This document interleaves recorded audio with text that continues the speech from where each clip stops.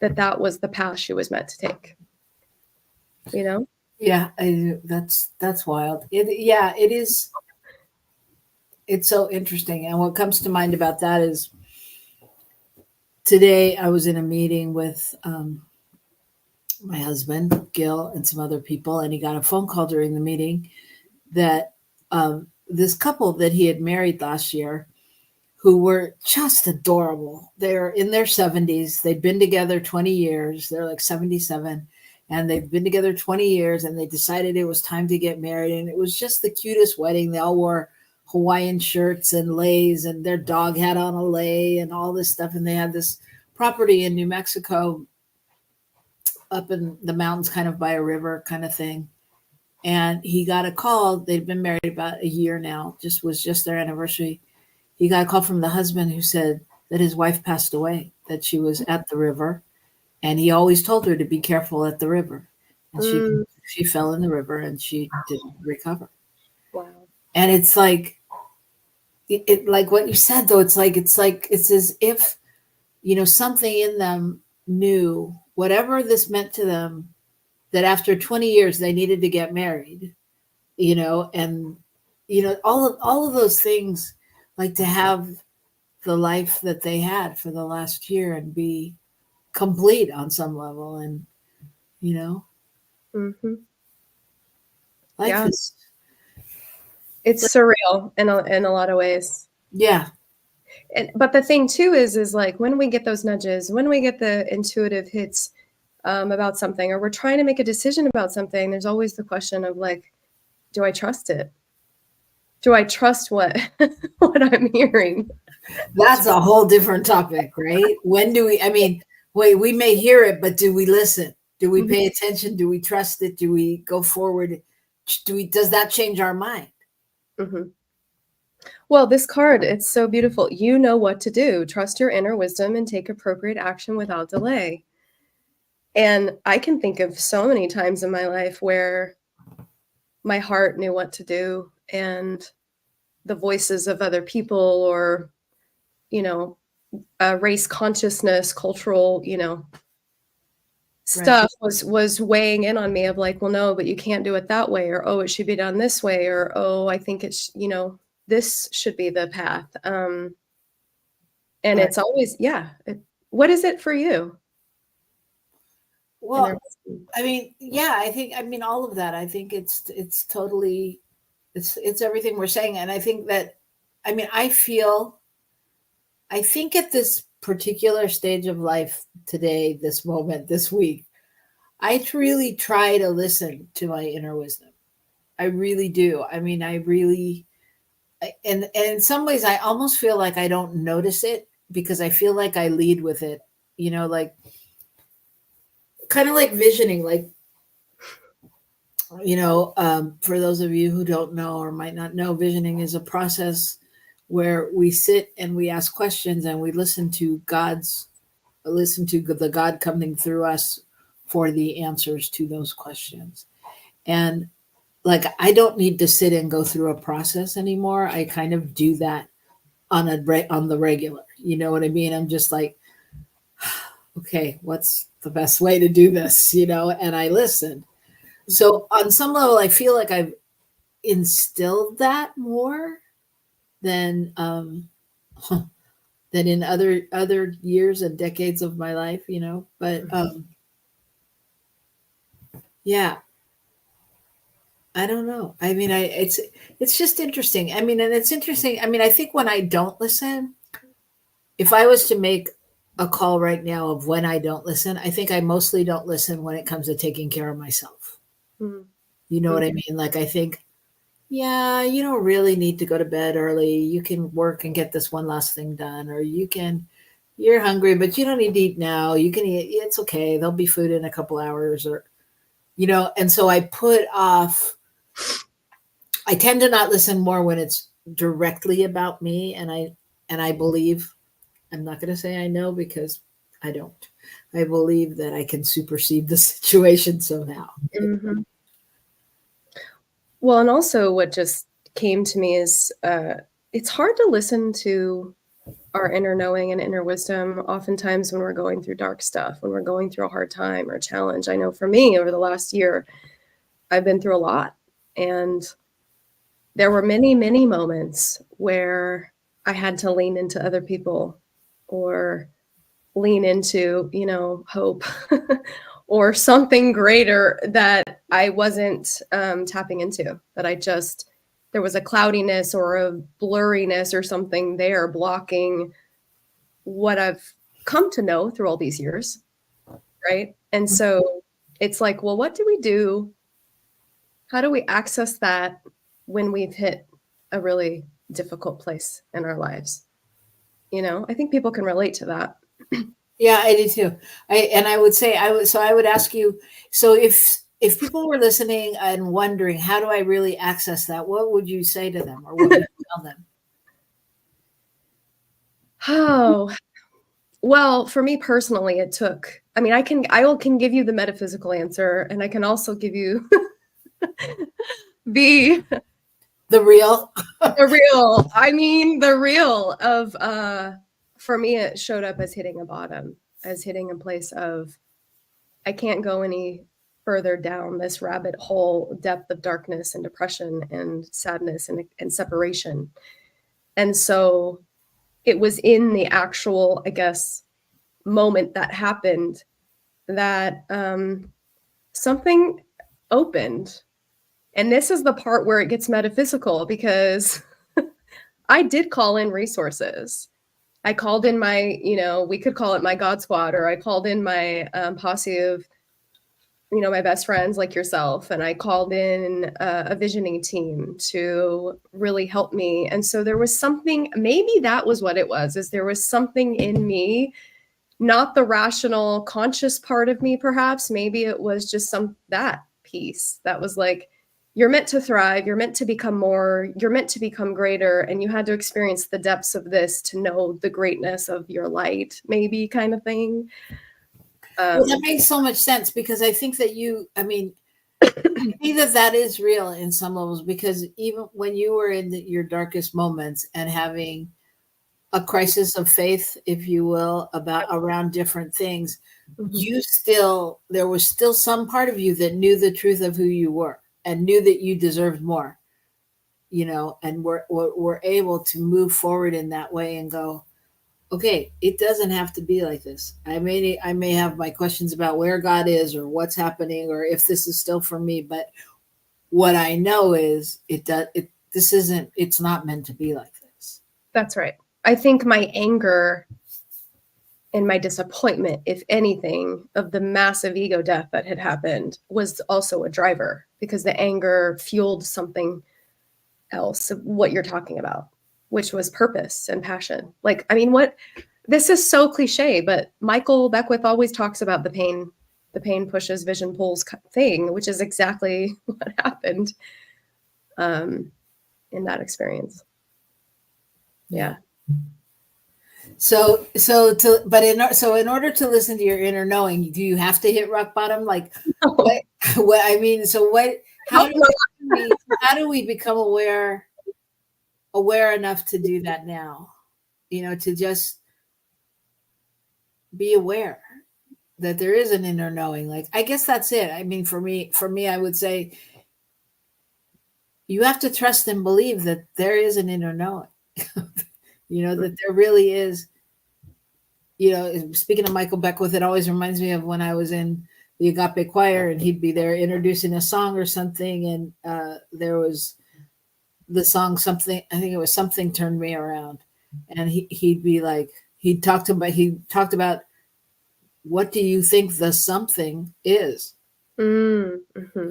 It's like, that is God, the voice of God, the beingness of God, whatever it is. But it's like, so when we have those thoughts like, oh yeah, I really shouldn't, I don't know.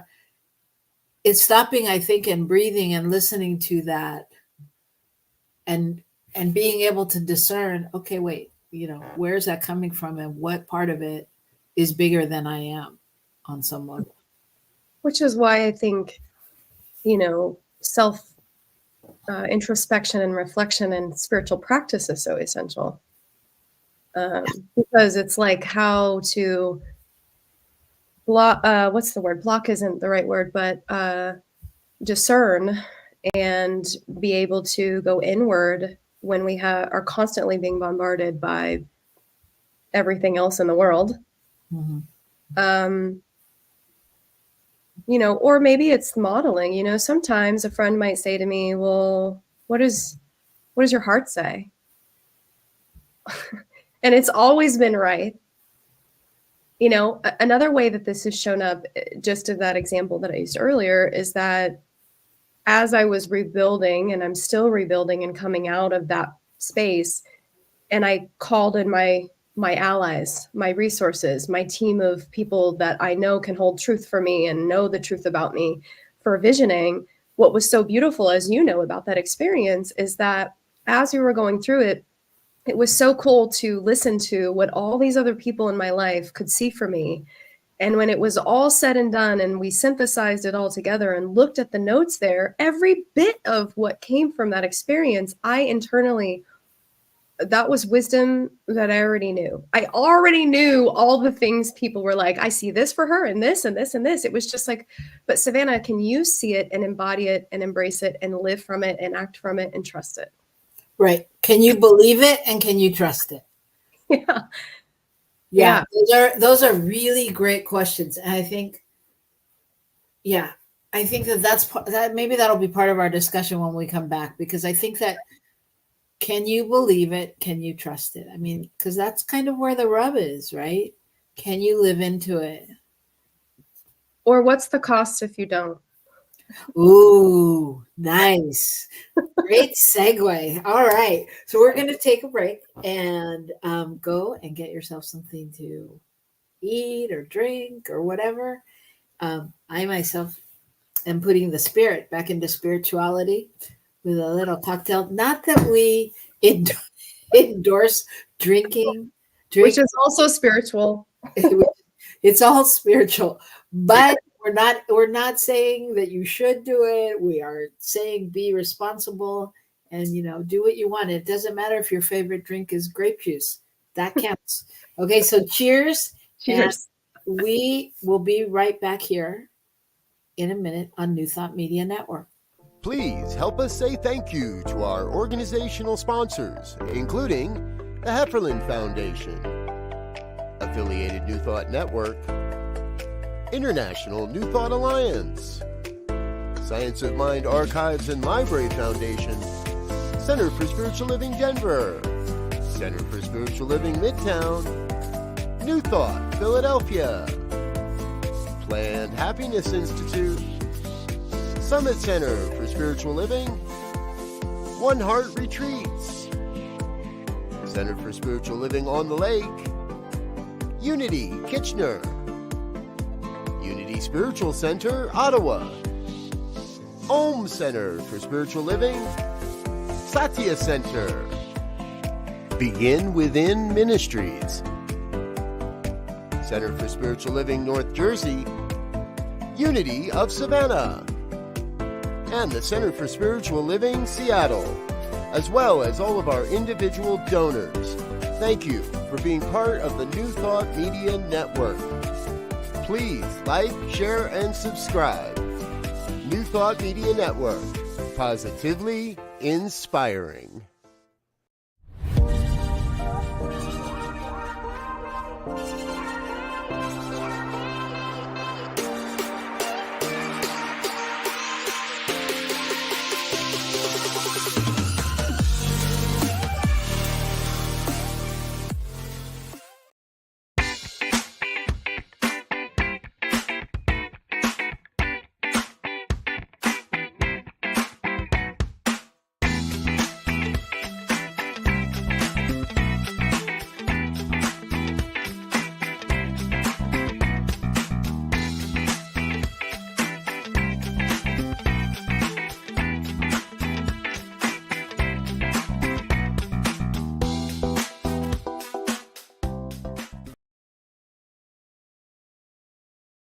Welcome to Girls Behaving Metaphysically. Your hosts are two girls who believe that life is awesome, that laughter heals, and that it's possible to find deep spiritual insights in everyday experience. Here come the girls. It's more than practical. Here come the girls. Way more than merely factual. If you want to know the secrets of a life that's free, listen to Girls Behaving Metaphysically. Listen to Girls Behaving Metaphysically.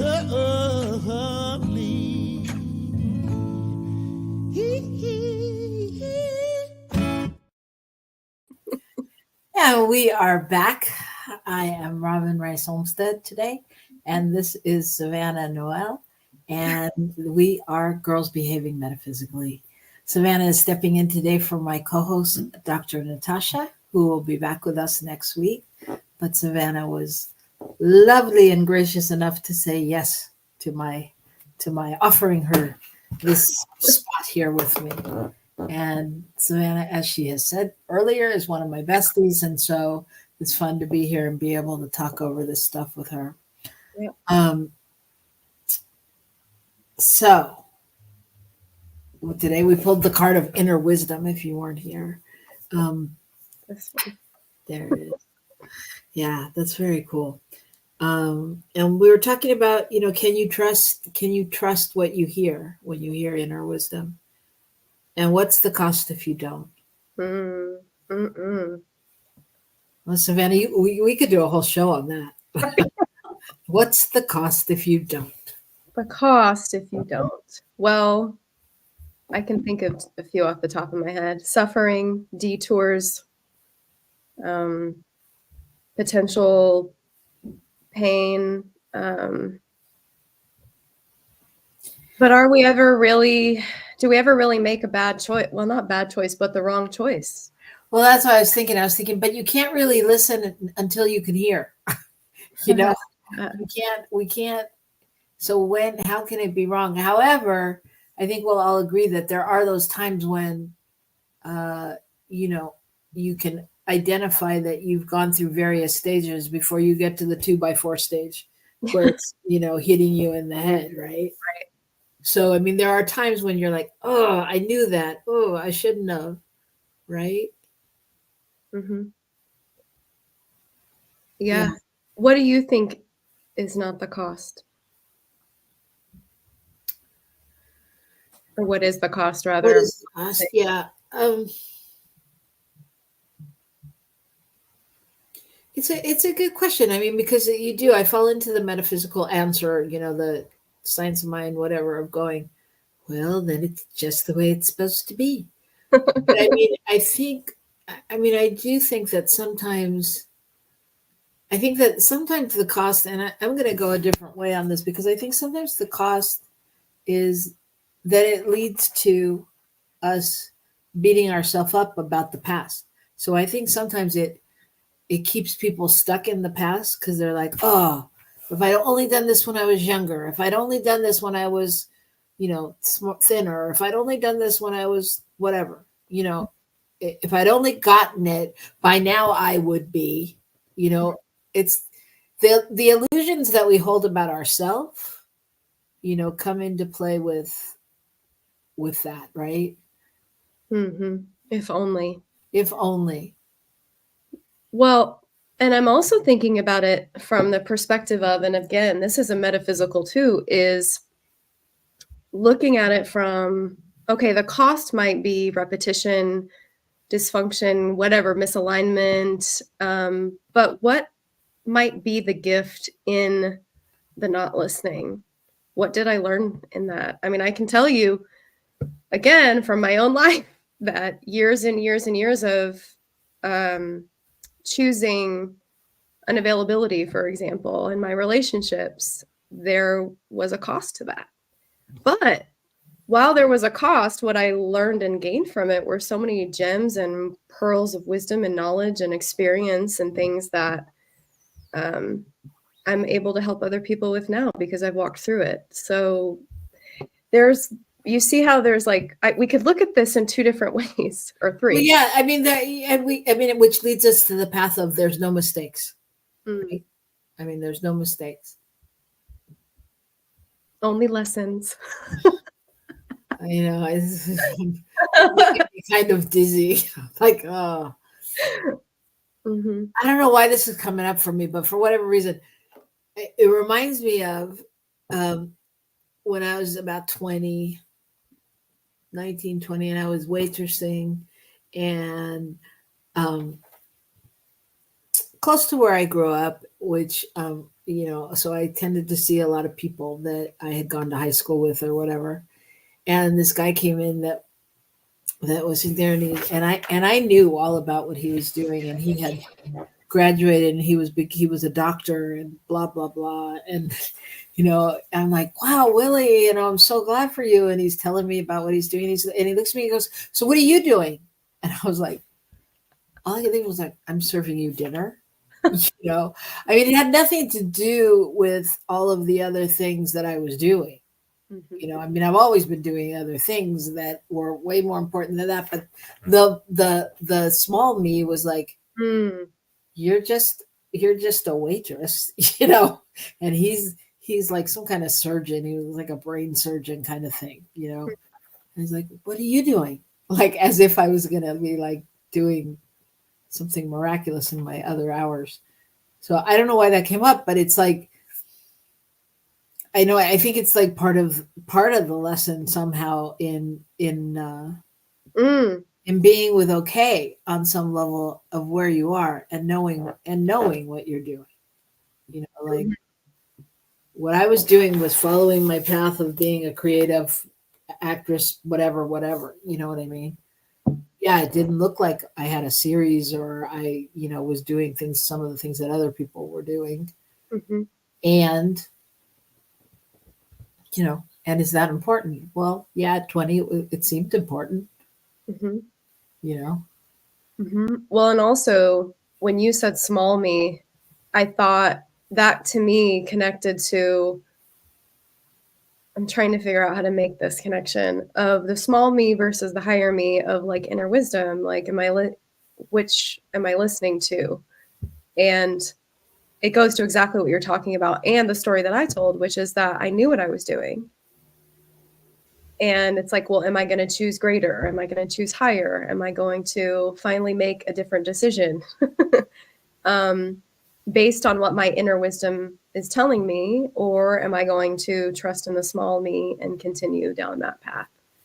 Yeah. And when you said that, it's like not even the, like even taking the words greater or higher or small out of the equation, but am I going to listen to my inner wisdom, which says to me, go this way, this. And using you as an example, you know that there's many times when you're kicking and screaming going, no, that, what do you mean do that? I can't, everybody's doing that and they do it better than me and and it doesn't matter. It's like, you know, if Starbucks had said, what do you mean? There's Pete's and there's the coffee bean. Why do I need to do coffee? Right. You know? So it's like, what are we listening really? Because that's the truth. Spirit is crazy, right? It's crazy things, crazy ass things like, go ahead, just do this. And you're like, what do you mean? I can't do that. They do that, you know? And when we listen and when we do it, it's a whole different thing, right? Well, the question that popped in my head just now that people may be asking about this is, well, then, but how do you know the difference of voices? Like, how do you know? And I don't mean like you're hearing voices, but, you know, yeah. But, you know, like how do I know to trust that that's my intuition or that's my inner wisdom? I mean, I can tell you how I've discerned it, which is two ways. One is if I'm scared to do it, you know, if I'm scared to do it and it feels like the most vulnerable thing ever, then I know I need to do it. And usually when I do it and I lean into it and the discomfort of it and I continue and work through it, what's on the other side of that is always amazing. Right? Always. And I don't even know how many people will be impacted or inspired by the choice to lean in to the fear. Yeah. of the thing. It's just sometimes taking the first step of, I'm going to do it. Yeah, that's so true. That's so true. I mean, that is a good barometer. It's like, it seems like a good barometer is like, if it's not scary, that's probably not the thing. Oh, I like that. Yeah. When Yeah. my heart feels good, I go with it. Yeah. Or when you feel light about it, and I mean lightness, but also like excited. So those energies are similar. Well, and those energies are similar to fear too. It's because it's fear and excitement, right? Mhm. So there's a part that, like, when it's scary, it's still, I don't know. And that's when I know. Although there are some times I think where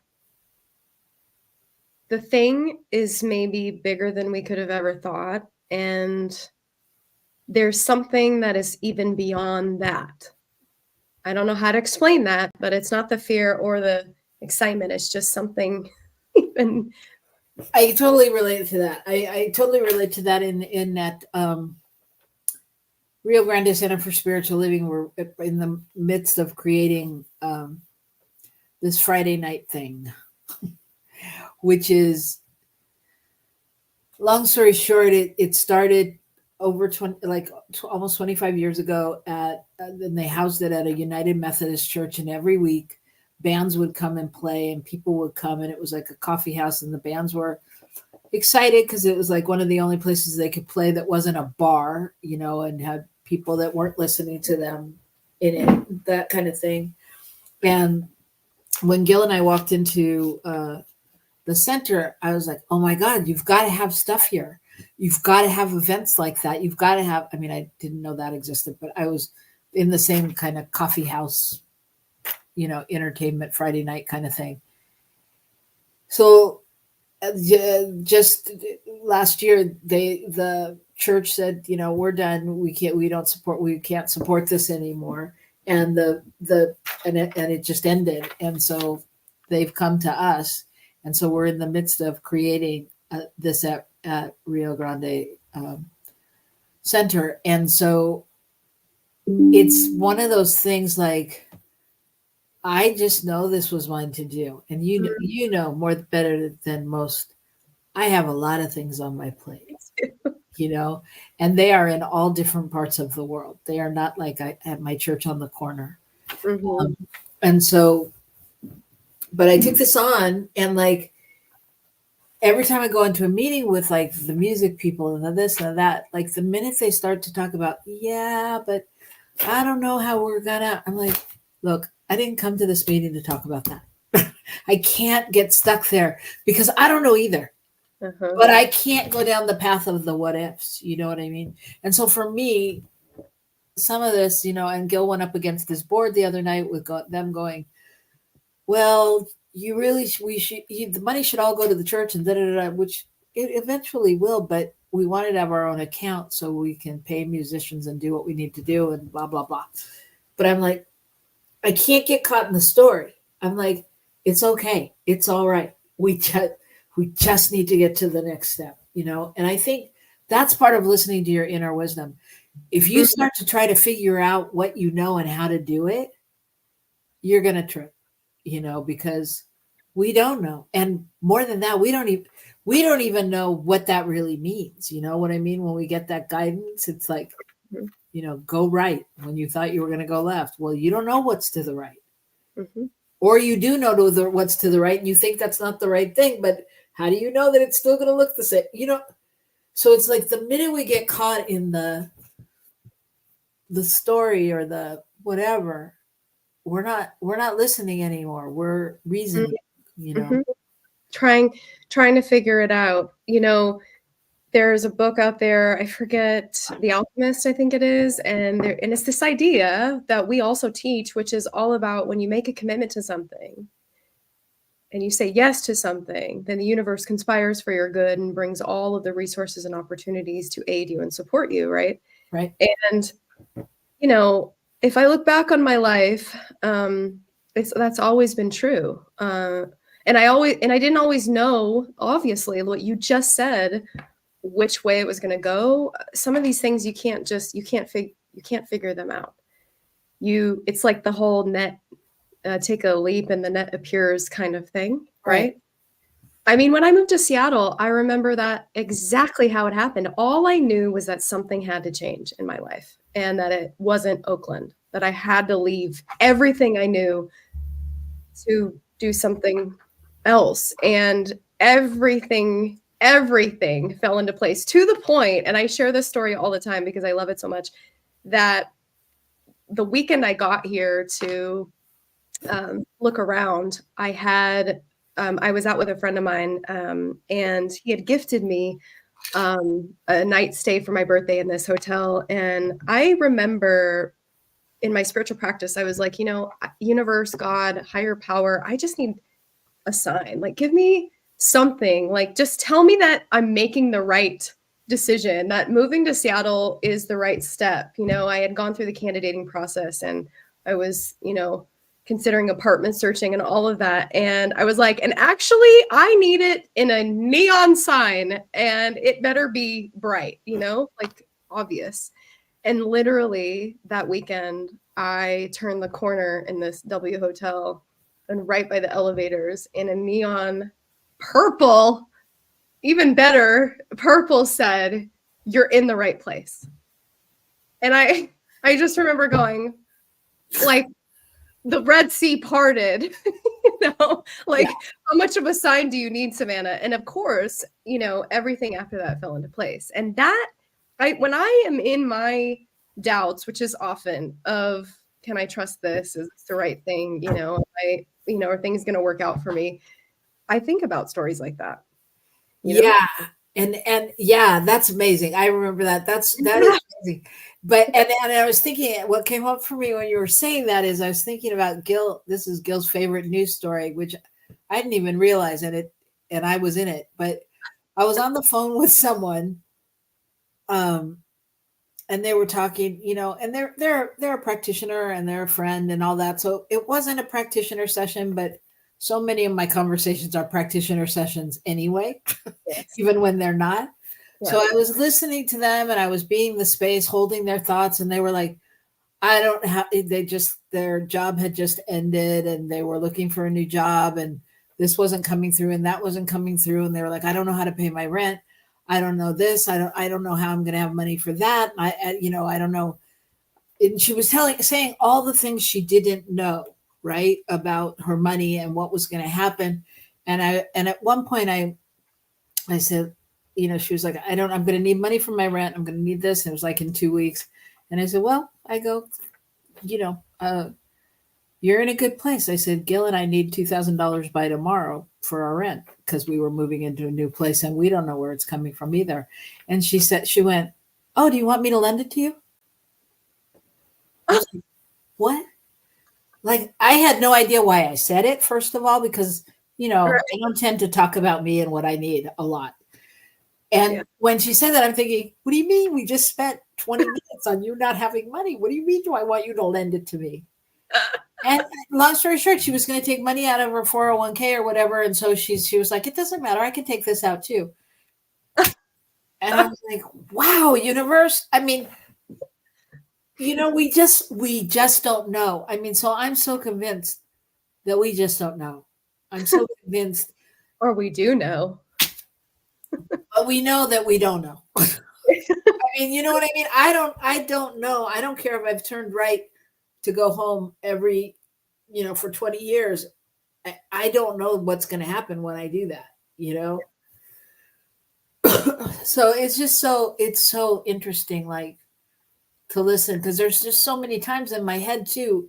And especially when I'm with clients, or I'm sure you've had this experience when you're praying with somebody and you hear things that you say and you're like, why am I saying that? They didn't say that. That's not relevant. I don't want to. I personally have a conversation at the same time. I don't want to say that. Say it. Just say it. And then I'll say it. And of course, afterwards, they'll be like, oh my God, I can't believe you said blah, blah, blah, because blah, blah, blah is happening in my life. And you're like, okay, spirit one, Yeah. because know, you don't know. one of the ways I found that I practiced that and didn't realize I was doing it is in counseling sessions. So I remember when I first started coaching people and praying with them and doing all the things, right? I would get so nervous that because I didn't trust myself and I didn't trust the inner wisdom within me, that I would feel like, well, if I didn't respond right away, or if I didn't have the right answer, or if I didn't say the thing to fix their ailment or say the right words in my prayer, that somehow I was doing them a disservice. And over years and years of this, what I started practicing, and I don't even remember if this was conscious, is I started just stopping in mid session and just listening, just hearing the words they were saying and not needing to respond just because, but, taking the pause and really listening to my heart, or listening to what was coming through me. And as you just said, oftentimes things would come through that I was like, should I say that? Right. And I Right. did say it. And it was like transformational, of course. And they were like, oh my gosh, I can't believe you just said that. Yeah. But I know that is a muscle, and it's something that came from within me. And it's taken time and still, I guess, refinement of listening. Yeah. Yeah. Yeah. And it really does take, it does take a level of trust to just be able to speak that out. I'll tell you, I was proctoring last weekend the practitioner students from this year from Agape, and they were, as part of their thing, they do a session, a client session. Mm. And so I went, with one of the students, and the client came, and she opened up, and she was like, she started talking about being abused and being, throughout her life. And it was like all this stuff. And I thought, oh my God, if I was a practitioner student, I mean, I would be going, what do I say? What do I do? And I watched her through Wow. this session, and not that it was like how I would have done it or anything, but what she did was I could truly see her listening. Mm. There was no, I mean, I said afterwards, they say, what they say in classes is that every year the consciousness deepens. Like every practitioner class that comes through, or people taking classes, it's, deeper than the year you did it, kind of thing. I was like, well, damn, I'm clear that I've been a practitioner over 20 years, because this was a whole lot of deepening. I'm telling you. And the whole class was like that. But Wow. she literally took this woman through a process with her inner child. And I could tell she knew the difference between, what we teach and ask the questions to ask. And she listened to what Spirit told her to do. And I was like, it was phenomenal. And as I listened to their class talk about their different sessions they had, it was so clear that they were leading so much with their heart and listening to Spirit. And I was like, wow, it was deep. You know what I mean? Because, I think we all came out having a checklist of what to do. I mean, not that we did it, but we were still aware of, don't ask these kind of questions, ask these kind of questions, or, not leading your client kind of thing. Mm-hmm.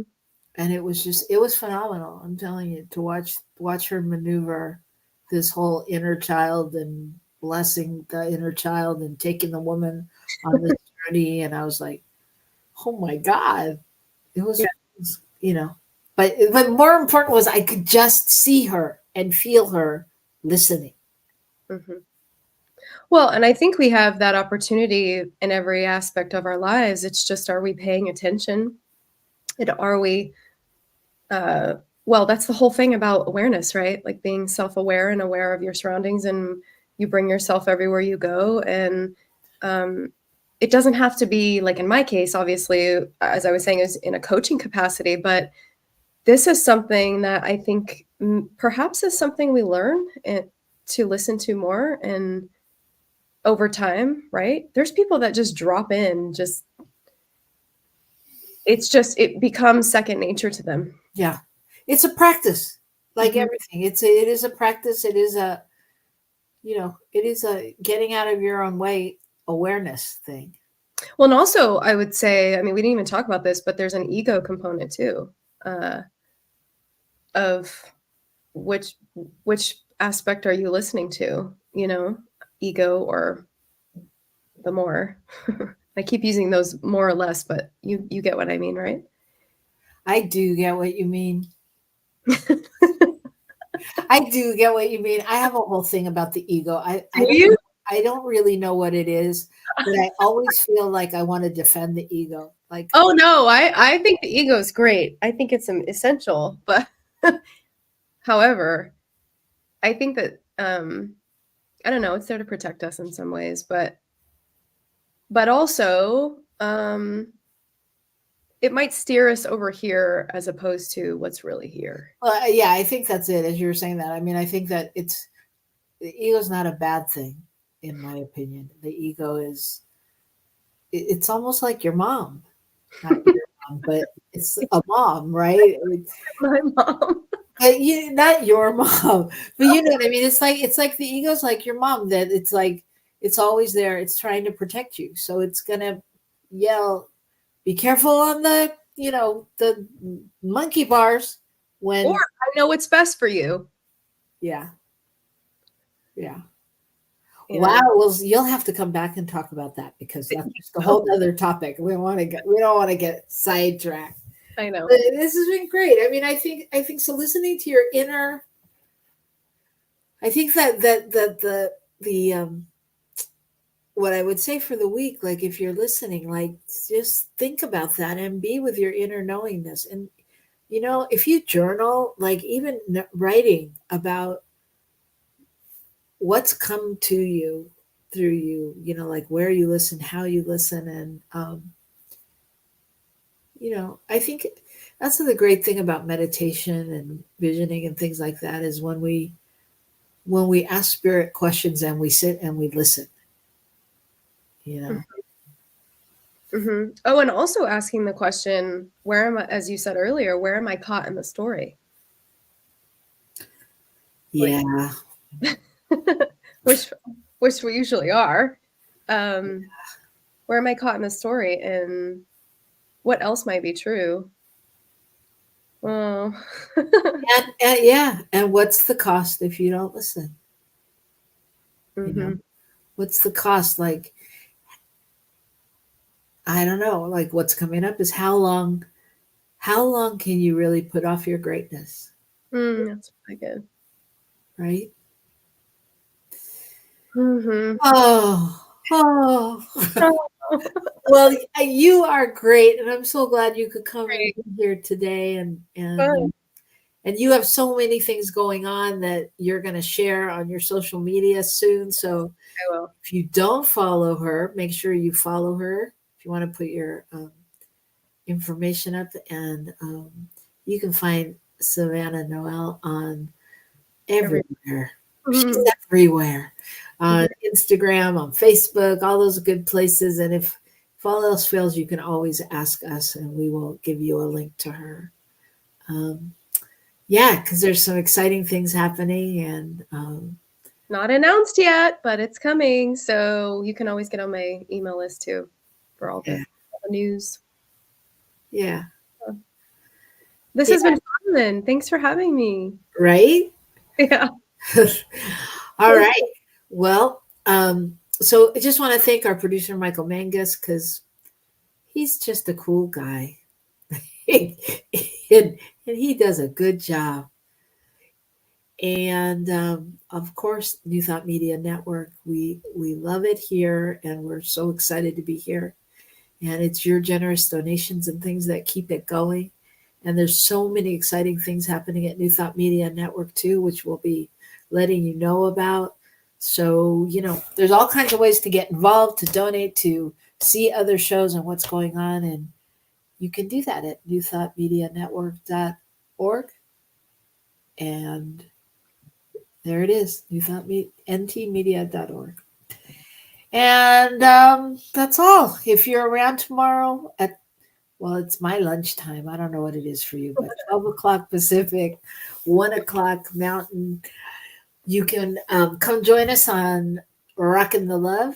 And I'm so excited because we're going to have Rebecca Pena and Peggy Shin from the Chapala Conference in Mexico. Yeah, we're going to be talking about that, of which Gil and I are going to. So look forward to another announcement. And I think that's it. I think that's what we got for today.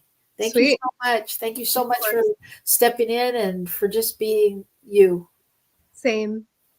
You're the best. The best. Ditto. All right. And we'll see you back here next week with Dr. Natacha. And in the meantime, listen to your inner wisdom.